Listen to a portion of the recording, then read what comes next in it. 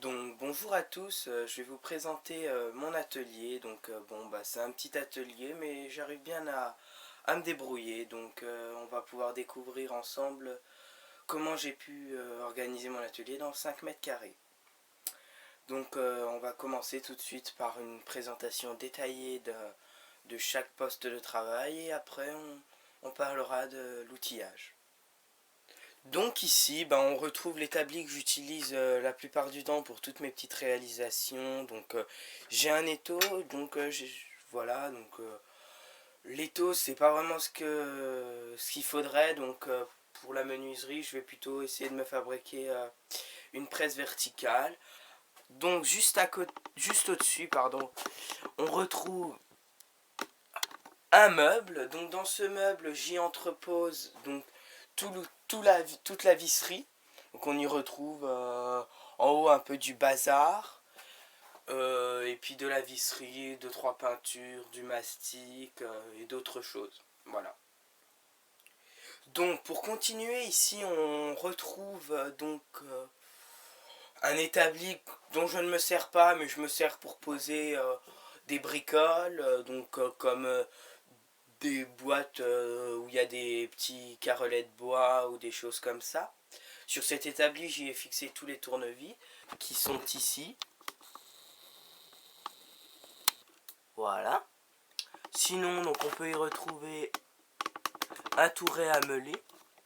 Donc là, c'est vraiment, il est fixé là, c'est pour l'entreposer. Mais la plupart du temps, je viens le mettre avec des serre-joints sur l'établi que je vous ai présenté juste avant. On, Juste au-dessus, on y retrouve une armoire à pharmacie où on y retrouve les piles, des choses un peu de valeur, le multimètre pour d'autres bricoles. Dans la continuité, on retrouve un pan, donc avec mes accessoires pour mon tour à bois, des clés, euh, du traçage, un niveau. Donc voilà.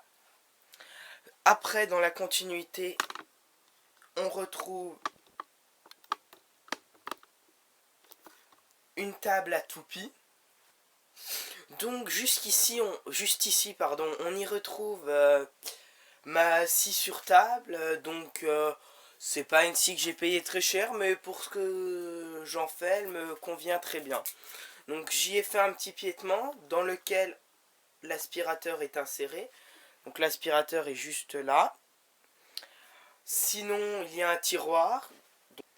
Donc là, c'est le poste découpe. Donc on reviendra sur les accessoires que je me suis fait et qui avaient existant. Voilà. On continue par un tableau où il y a tout l'outillage généraliste. Que ça soit des scies, des pinces à dénuder, un peu tout, vraiment l'outillage, pas du parfait bricoleur, mais que tout bricoleur doit avoir. Donc voilà, là c'est assez classique, hein, je vais pas m'étaler là-dessus. Pour continuer, on va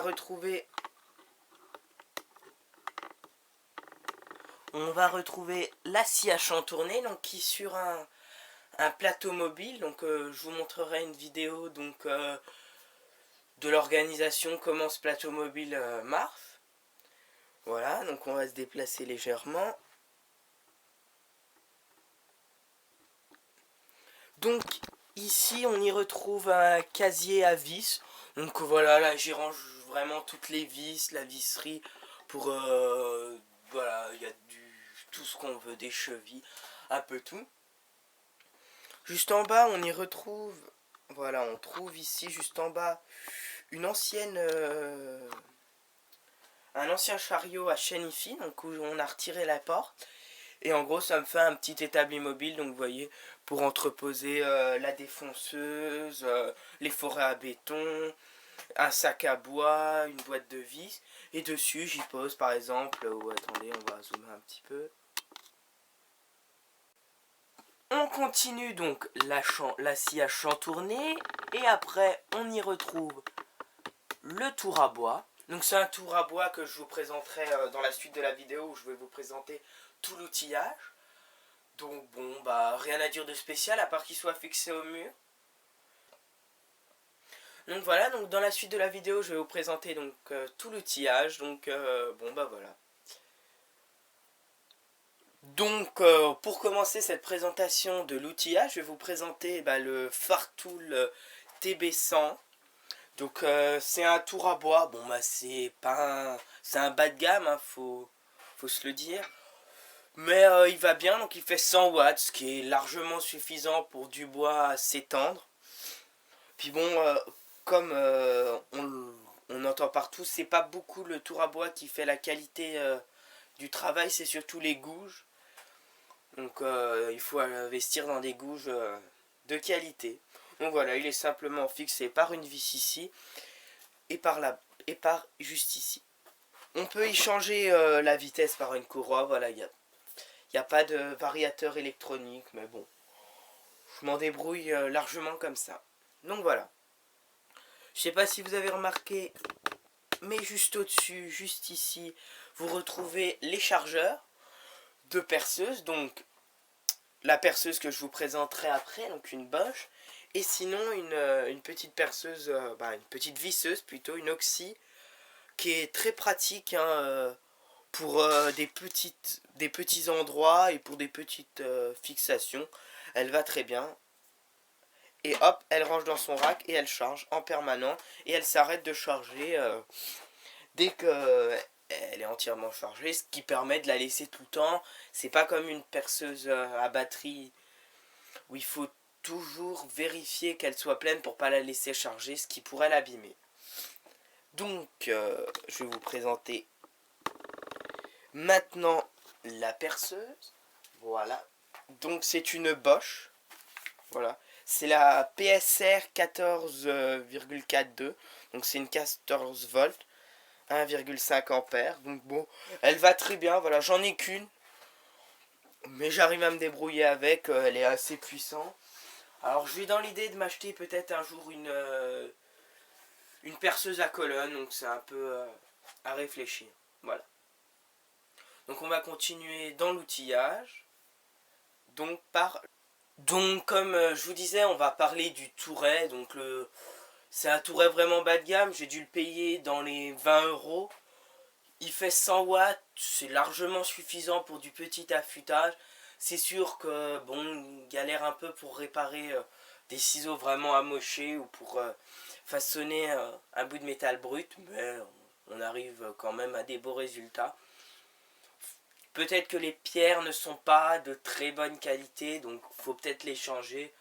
Mais bon, c'est pas ce qu'il y a de plus cher à changer. Voilà, donc on va passer à la pièce maîtresse, donc qui est la scie sur table. Donc voilà, on va aller regarder ce poste. Donc bon bah voilà, je vais vous présenter la scie sur table. Donc c'est une scie sur table Castorama. Elle fait 1500 watts, ce qui est suffisant. C'est sûr que dans du bois très dur, elle a un peu de mal, mais dans tous les bois quasiment, je n'ai aucun problème. Donc là, je vais vous présenter les accessoires parce qu'il y en a plusieurs. Donc comme vous pouvez le voir, il y a le capot protecteur avec voilà, posé sur son support. Il est relié au système d'aspiration. Il y a aussi un système d'aspiration par l'intérieur, donc par la lame, ce qui permet, quand il tourne bien, de ne pas avoir beaucoup de poussière, beaucoup de projection. Voilà. Donc je vais vous repositionner pour qu'on observe un peu tous les petits accessoires. Donc voilà.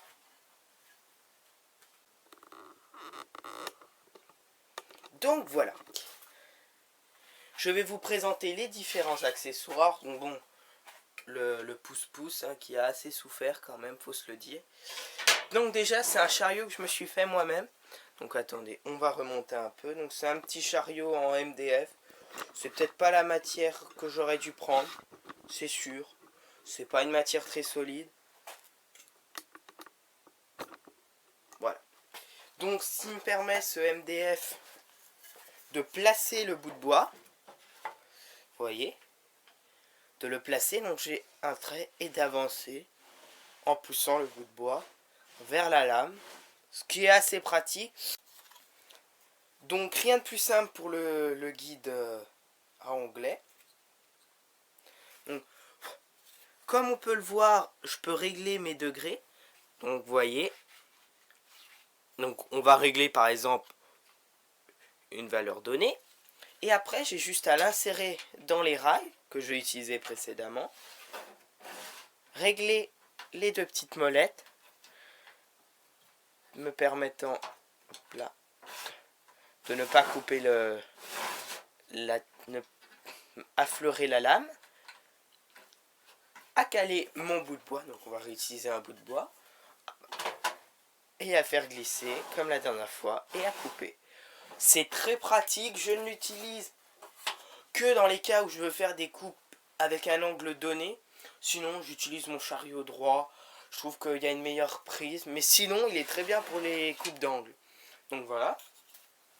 Et l'outil, je pense qu'on se sert énormément quand on part de boîtes palettes ou de choses comme ça, c'est le guide parallèle. Donc, il vient simplement se mettre dans un rail, se serrer. Et vous voyez, je n'ai pas de mouvement droite-gauche, ce qui est très pratique. Alors, on va avancer un petit peu. Je sais pas si vous... Voilà, on peut voir qu'ici, il y a une règle qui est calibrée, donc ce qui me permet de facilement aller chercher la bonne cote et trouver tout de suite rapidement un réglage optimum. Donc voilà, donc c'est la fin pour la présentation de cette scie sur table. Donc on va descendre un petit peu pour voir le meuble. Donc on se retrouve en bas. Allez. Donc juste ici on retrouve la scie à chantourner. Donc c'est une rondie.